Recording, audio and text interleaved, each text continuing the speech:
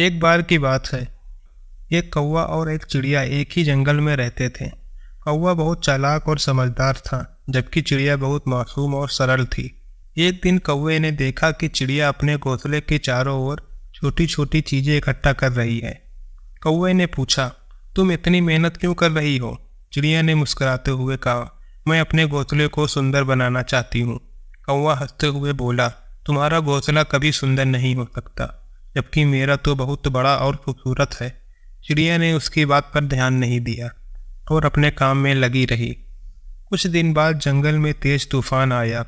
तूफान की ताकत में चिड़िया का घोंसला टूट गया, लेकिन उसने हार नहीं मानी।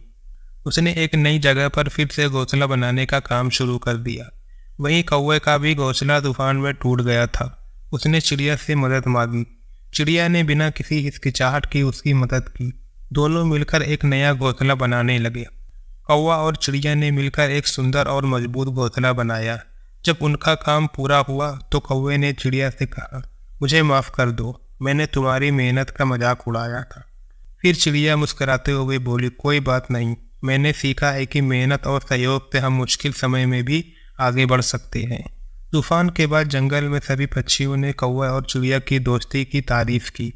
उन्होंने देखा कि कैसे दोनों ने मिलकर कठिनाइयों का सामना किया और एक दूसरे की मदद की। कौवे ने समझा कि बाहरी दिखावट से ज़्यादा महत्वपूर्ण है एक दूसरे के प्रति सहयोग और सम्मान करना। अब वह चिड़िया के साथ समय बिताने लगा और दोनों ने मिलकर जंगल में नई खुशियाँ फैलाई। इस कहानी से हमें यह संदेश मिलता है कि असली सुंदरता और ताकत हमारे रिश्तों में होती है। जब हम एक दूसरे के साथ मिलकर काम शुरू करते हैं तो हम सभी मुश्किलों का सामना कर सकते हैं और जीवन को और भी आसान बना सकते हैं।